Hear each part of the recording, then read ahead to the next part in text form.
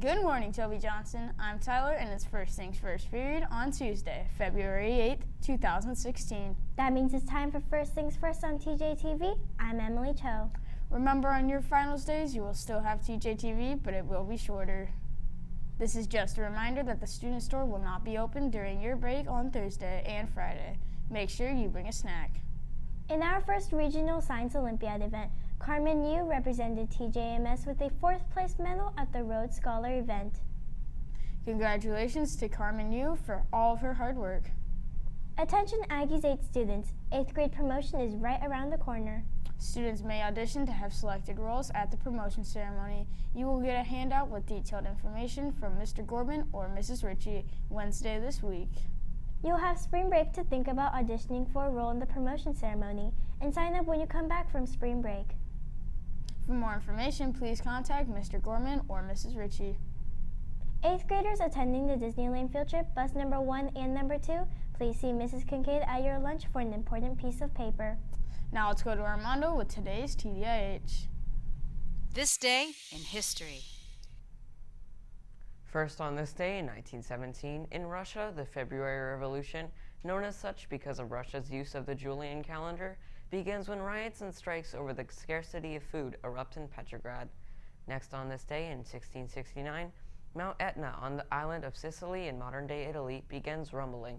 Multiple eruptions over the next few weeks killed more than 20,000 people and left thousands more homeless.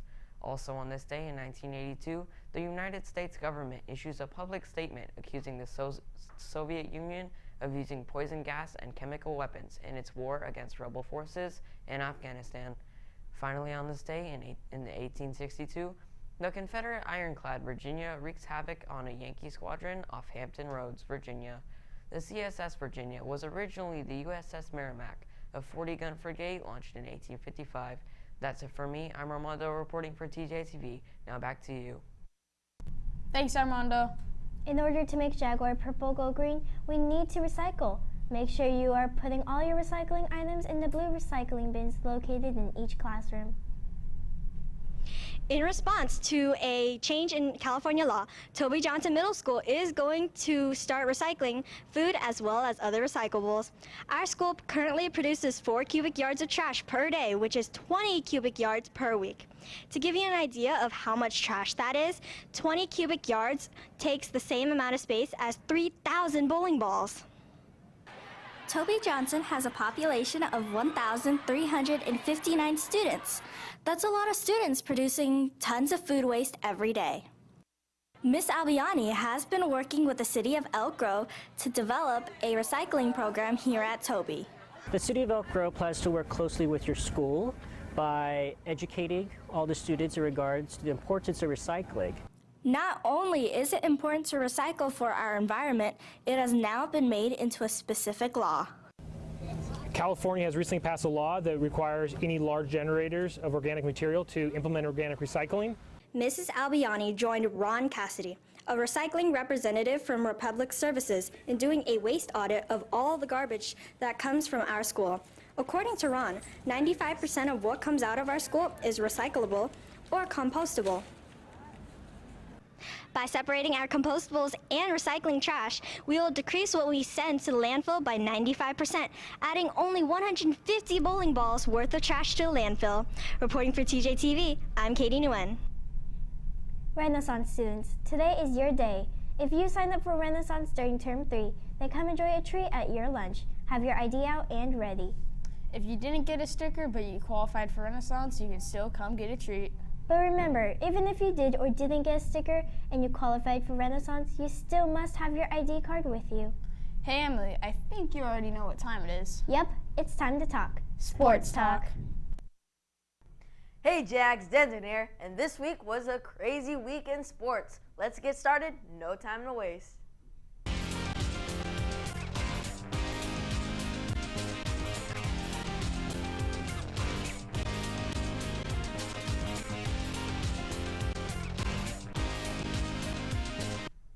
Starting off Tuesday, March 8th with your weekend upsets.